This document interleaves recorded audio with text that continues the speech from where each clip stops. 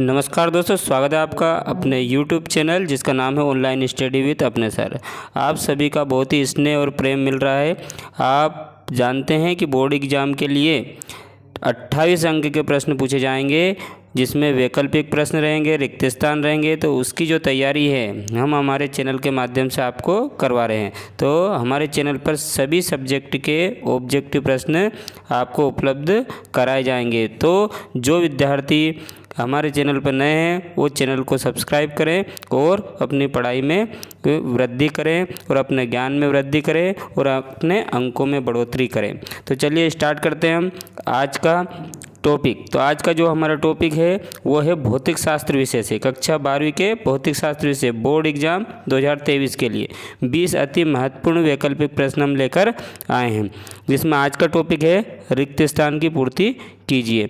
तो हमारा जो पहला रिक्त स्थान है वो है एलसीआर परिपथ की प्रतिबाधा का सूत्र रिक्त स्थान है। तो दोस्तों एलसीआर जो परिपथ है उसकी प्रतिबाधा का सूत्र होता है Z बराबर √R⁴ plus omega L minus 1/ओमेगा C की होल घात 2। हमारा अगला प्रश्न है चुंबकीय फ्लक्स का एसआई मात्रक है। तो दोस्तों चुंबकीय फ्लक्स का जो एसआई मात्रक होता है वो होता है वेबर।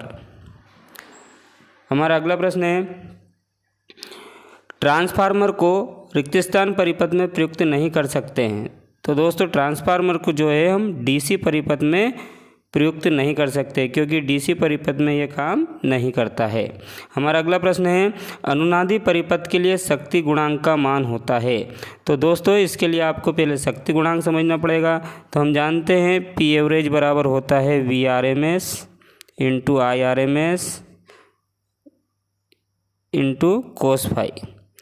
यहाँ पर जो कोस फाई इसको बोला जाता है शक्ति गुणांक। तो शक्ति गुणांक अगर मान पूछा जाए तो किसका मान पूछते हैं, वो कोस फाई का। तो शक्ति गुणांक से तात्पर्य हमारा क्या है, कोस फाई। अब हम दूसरी बात पर आते हैं।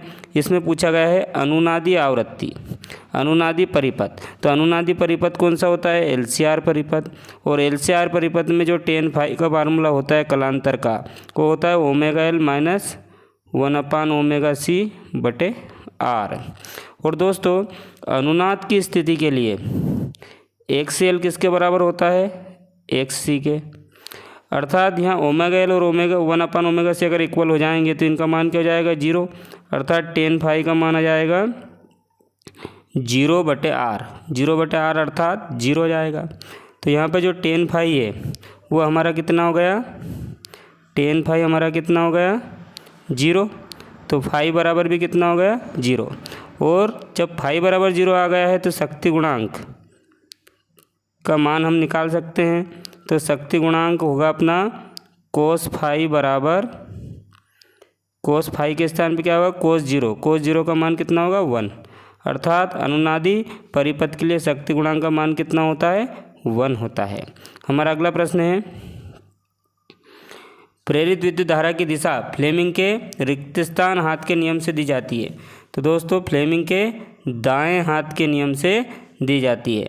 हमारा अगला प्रश्न है प्रेरित विद्युत वाहक बल का मान रिक्त स्थान में परिवर्तन की दर के अनुक्रमानुपाती होता है। तो फैराडे के द्वितीय नियम से E बराबर होता है dφ/dt। अर्थात आंसर क्या होगा, इसमें जो प्रेरित विद्युत वाहक बल E है वो चुंबकीय फ्लक्स में परिवर्तन की दर के अनुक्रमानुपाती होता है। तो इसमें आएगा आंसर चुंबकीय फ्लक्स में परिवर्तन की, चुंबकीय फ्लक्स में परिवर्तन। तो चुंबकीय फ्लक्स इसका आंसर होगा, क्योंकि परिवर्तन की दर उसमें दे रखा है। हमारा अगला प्रश्न है प्रेरित विद्युत वाहक बल परिपथ के रिक्त स्थान पर निर्भर नहीं करता है। तो जो प्रेरित विद्युत वाहक बल है वो परिपथ के प्रतिरोध पर निर्भर नहीं करता है।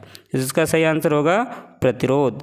हमारा अगला प्रश्न है समांतर अनुनादी परिपथ को रिक्त स्थान परिपथ कहते हैं। तो दोस्तों समांतर अनुनादी परिपथ को अस्वीकारी परिपथ कहा जाता है, अस्वीकारी परिपथ या फिल्टर परिपथ भी कहा जाता है। या क्या लिख सकते हैं आप, फिल्टर परिपथ, क्योंकि यह जो है निश्चित आवृत्ति के सिग्नलों को क्या करता है, अस्वीकार करता है। है ना, उस पर छांटने का काम करता है, इसलिए इसको अस्वीकारी परिपथ या फिल्टर परिपथ कहा जाता है। हमारा अगला प्रश्न है, शुद्ध ओमी प्रतिरोध के लिए शक्ति गुणांक का मान होता है। दोस्तों फिर यह शक्ति गुणांक पूछा है, कोस फाई की वैल्यू पूछी है, और हम जानते हैं शुद्ध ओमी प्रतिरोध के लिए वोल्टेज VR और धारा I के बीच कोई कलांतर नहीं होता है। दोनों कौन सी कला में होते हैं? समान कला में। अर्थात कलांतर कितना होगा? कोस फाई का मान कितना होगा? 0 डिग्री। अर्थात कोस 0 डिग्री का मान कितना हो जाएगा? 1। अर्थात शक्ति गुणांक का मान कितना होगा? 1 होगा। तो इसका सही आंसर होगा 1। हमारा अगला प्रश्न है, प्रेरित विद्युत वाहक बल उत्पन्न होने का कारण रिक्त स्थान में परिवर्तन है। तो दोस्तों प्रेरित विद्युत वाहक बल जो है वो चुंबकीय फ्लक्स में परिवर्तन के कारण उत्पन्न होता है। तो उसका मेन कारण क्या है उत्पन्न होने का? चुंबकीय फ्लक्स में परिवर्तन। अर्थात सही आंसर हमारा होगा चुंबकीय फ्लक्स। हमारा अगला प्रश्न है, आदर्श युग्मन में युग्मन गुणांक K का मान होता है। तो दोस्तों आपने m बराबर K√L1 L2 डेरिवेशन पढ़ा है। इसमें K क्या होता है? युग्मन गुणांक होता है। K को क्या बोलते हैं? इसमें युग्मन गुणांक। सामान्यतः इस युग्मन गुणांक का मान क्या होता है? 1 से कम, लेकिन आदर्श युग्मन के लिए इसका मान होता है 1। अर्थात सही आंसर इसमें होगा हमारा 1। हमारा अगला प्रश्न है, टैंक परिपथ का मुख्य कार्य रिक्त स्थान उत्पन्न करना है। तो टैंक परिपथ जो है, जिसको हम LC परिपथ भी कहते हैं, इसका मुख्य कार्य होता है विद्युत चुंबकीय दोलन उत्पन्न करना।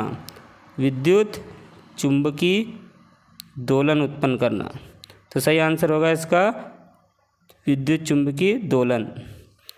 हमारा अगला प्रश्न है, प्रत्यावर्ती धारा मापने के उपकरण धारा के रिक्त स्थान प्रभाव पर आधारित होते हैं। तो प्रत्यावर्ती धारा जो है वो उसमें प्रभाव को प्रदर्शन करती है। अर्थात उसके उपकरण को नापने वाले जो उपकरण होते हैं या प्रत्यावर्ती धारा को नापने वाले जो उपकरण बनाए जाते हैं वो ऊष्मीय प्रभाव पर आधारित होते हैं। इसका सही आंसर होगा ऊष्मीय प्रभाव। हमारा अगला प्रश्न है, L/R का मात्रक रिक्त स्थान है। दोस्तों L/R को समय नियतांक भी कहा जाता है। क्या बोला जाता है? समय नियतांक कहा जाता है। और समय नियतांक है इसलिए इसका मात्रक होगा सेकंड। तो एक प्रकार से हम कैसे याद रख सकते हैं? L/R को क्या बोला जाता है? समय नियतांक। समय नियतांक है इसलिए ये समय को प्रदर्शित करेगा, इसलिए इसका मात्रक क्या होगा? सेकंड। हम इसको दूसरे तरीके से कैसे हल कर सकते हैं ये भी देखिए। इसमें L क्या है? प्रेरकत्व, और R क्या है? प्रतिरोध। और दोस्तों आपने जो है प्रेरकत्व के लिए फार्मूला पढ़ा है, V = L di/dt। तो यहाँ अगर हम L का मान बनाएं तो L का मान हो जाएगा V × dt/di। और R का जो मान होता है वो ओम के नियम से होता है V/I। अब हमें यदि L/R का मान चाहिए, L/R का मान चाहिए, तो L का मान हमने अभी बनाया था, वो था V dt/di।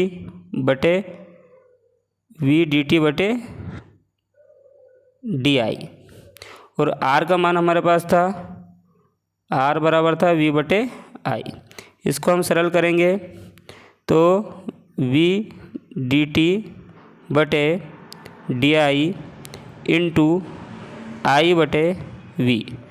V से V काट दें, I से I काट दें, तो क्या बचेगा? dt। और dt का मात्रक क्या होता है? सेकंड।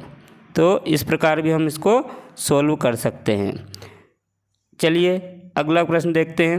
अगला प्रश्न है हमारा, ट्रांसफार्मर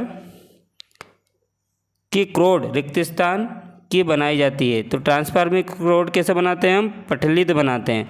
तो ट्रांसफार्मर की क्रोड कैसे बनाई जाती है? पटलित, ताकि भंवरधाराओं के मान को कम कर सकें। हमारा अगला प्रश्न है, विद्युत चुंबकीय प्रेरण की घटना में यांत्रिक ऊर्जा का रूपांतरण रिक्त स्थान ऊर्जा के रूप में होता है। तो दोस्तों यांत्रिक ऊर्जा का रूपांतरण विद्युत ऊर्जा में होता है। तो इसका सही आंसर आएगा विद्युत चुंबकीय प्रेरण में यांत्रिक ऊर्जा का रूपांतरण विद्युत ऊर्जा के रूप में होता है। हमारा अगला प्रश्न है, किसी कुंडली का तल चुंबकीय क्षेत्र के लंबवत रखा है, उसे 180 डिग्री के कोण पर घुमाया जाता है तो चुंबकीय फ्लक्स में परिवर्तन होगा। तो देखिए दोस्तों, हमारी जो पहली स्थिति है वो क्या है कि मान लो इधर चुंबकीय क्षेत्र है और ये कुंडली है, तो कुंडली का जो तल है वो चुंबकीय क्षेत्र के कैसे रखा हुआ है, लंबवत। अर्थात कुंडली का जो क्षेत्रफल है इसकी दिशा अगर इस पर अभिलंब खींचे तो ये चुंबकीय क्षेत्र की क्षेत्रफल की दिशा प्रदर्शित करेगी। अर्थात जब कुंडली का तल चुंबकीय क्षेत्र के लंबवत होगा, जब कुंडली का तल चुंबकीय क्षेत्र के कैसा होगा, लंबवत होगा, तो उस पर खींचा गया जो अभिलंब है वो चुंबकीय क्षेत्र की दिशा में होगा।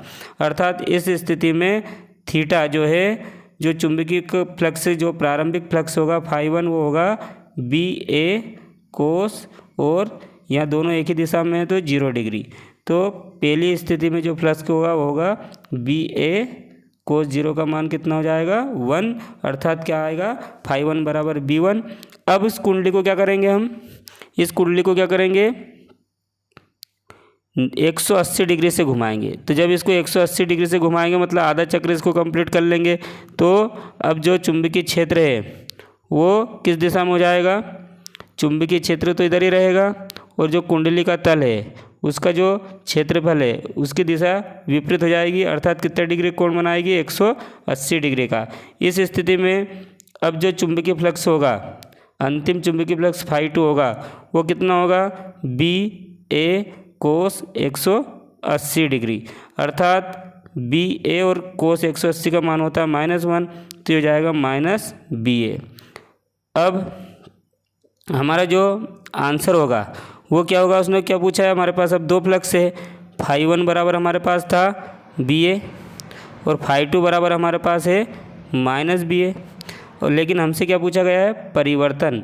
तो चुंबकीय फ्लक्स में परिवर्तन जो है वो क्या होगा, अंतिम फ्लक्स माइनस प्रारंभिक फ्लक्स। अर्थात -BA माइनस फिर BA, तो ये हो जाएगा -2BA। तो इसका सही आंसर होगा -2BA।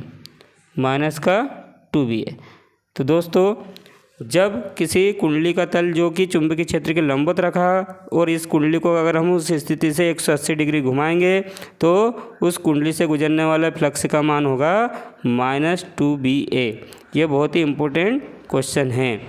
हमारा अगला प्रश्न है, प्रतिबाधा के व्युत्क्रम को रिक्त स्थान कहते हैं। तो दोस्तों, प्रतिबाधा के व्युत्क्रम को अनुक्रियता कहते हैं। याद रखिएगा, क्या कहते हैं, अनुक्रियता कहते हैं। हमारा अगला प्रश्न है, दिष्ट धारा के लिए धारितीय प्रतिघात XL का मान होता है। तो XL बराबर आप सूत्र जानते हैं ω_L। XL बराबर क्या जानते हैं आप, यहाँ क्या पूछा है, धारितीय प्रतिघात अर्थात XC पूछा है। XC का सूत्र क्या होता है, 1/ωc, और ओमेगा का मान होता है 2π/c, और दिष्ट धारा के लिए न्यू का मान होता है 0। तो यहाँ हो जाएगा 1/0 अर्थात अनंत। तो धारितीय प्रतिघात कितनी होगी, तो इसकी धारितीय प्रतिघात होगी अनंत। अगला प्रश्न है, आज का हमारा अंतिम प्रश्न है, श्रेणी अनुनादी परिपथ को रिक्त स्थान परिपथ भी कहते हैं। तो दोस्तों, श्रेणी अनुनादी परिपथ को ग्राही परिपथ कहा जाता है या स्वीकारी परिपथ भी कहते हैं। तो ग्राही परिपथ कहा जाता है। तो दोस्तों, आज का हमारा वीडियो आपको पसंद आया हो तो हमारे चैनल को लाइक, सब्सक्राइब और अपने दोस्तों में खूब शेयर कीजिए। धन्यवाद।